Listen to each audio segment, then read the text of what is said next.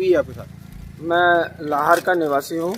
17 अप्रैल को मैं मेरे परिवार से सभी लोग मिलकर हम अपने भाई की बारात लेकर गए थे जिला मुरैना ग्राम भदौली में। जब हम वहाँ पहुँचे तो मेरे पिताजी ने देखा कि वहाँ जलमासे में जहाँ बारात रुकने की व्यवस्था थी वहाँ पे व्यवस्थाएं ना के बराबर थी।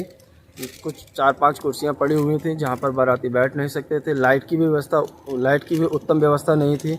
तो हमारे पिताजी ने लड़की के पिताजी से बात की और उनसे कहा कि हमें ये व्यवस्था करवा दीजिए। अगर आपके पास लोग नहीं हैं तो आप बता दीजिए, हमारे बच्चे आपकी मदद कर देंगे और यहाँ पर कुछ कुर्सियाँ ला के रख सकते हैं, कुछ गद्दे वगैरह डाल सकते हैं जिसमें बारात बैठ सके या लेट सके, जो बुज़ुर्ग हैं वो लेट सके।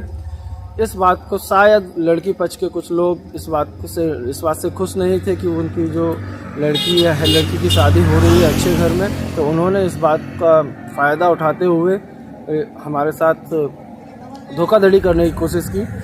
फिर जब हम बारात को लेके लड़की के दरवाजे के लिए जाने लगे, दूल्हे को लेके, आधी बारात हमारी घर पहुंच चुकी थी जो खाना खाने लगे थे। मेरे पिताजी जलमासे में बैठे हुए थे अकेले 2 लोगों के साथ में। जब वहां पर वो आए, कुछ उपद्रवी लोग उस गांव के आए, उसमें कुछ उनके परिवार के भी लोग थे और कुछ उस गांव के भी लोग थे। उन्होंने आकर हमारे पिताजी के साथ मारपीट चालू कर दी।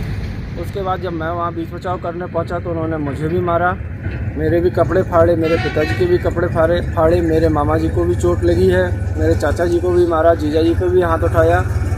हमारे साथ कुछ महिलाएं गई थी, माताएं बहनें हमारी, उनके साथ ही बदतमीजी की, गालियाँ दी, गंदी गालियाँ दी। ये भी कह रहे थे कि आग लगा देते हैं, गाड़ी जला दो, पेट्रोल डाल के आग लगा दो। हमारी एक गाड़ी थी जिसपे वो सारे कुछ 20-25 लोग लड़के गाड़ी के ऊपर चढ़ के कूद-फान कर रहे थे। बाद में उन्होंने हमें वहाँ पे बंधक बनाया, हमें वहाँ पे बिठाए रखा उस जलमासे में कुछ 3 से 4 घंटे। फिर कुछ बुज़ुर्ग लोग गांव के आए, वो उन्होंने वहाँ पे समझौता कराने की कोशिश की। तो लड़की पक्ष के कुछ लोगों ने मांग रखी कि जो भी हमारा खर्चा हुआ है वो पूरा पैसा दे के जाइए हमें।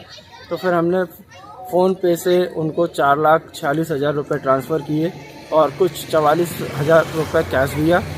उसके बाद उन्होंने वहाँ पर एक लेटर लिखा, उस पर हमारे साइन भी करवाए और वो लेटर हमें पढ़ने के भी मौका नहीं दिया क्योंकि सभी लोगों ने घेर के रखा था और सभी लोग मारने के लिए उतावले हो रहे थे कि इनको जान से मार देते हैं।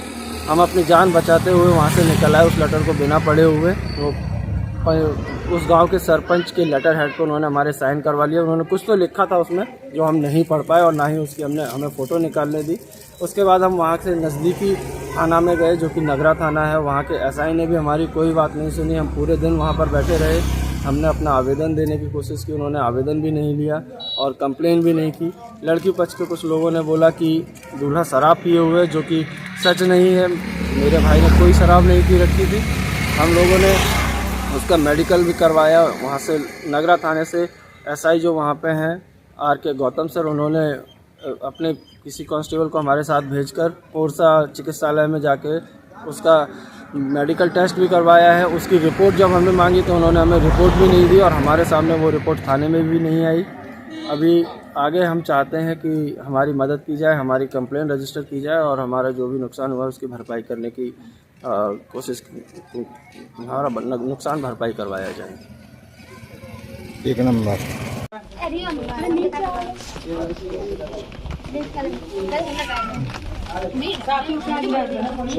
मासी बार में साफ ही से। हाँ ठीक।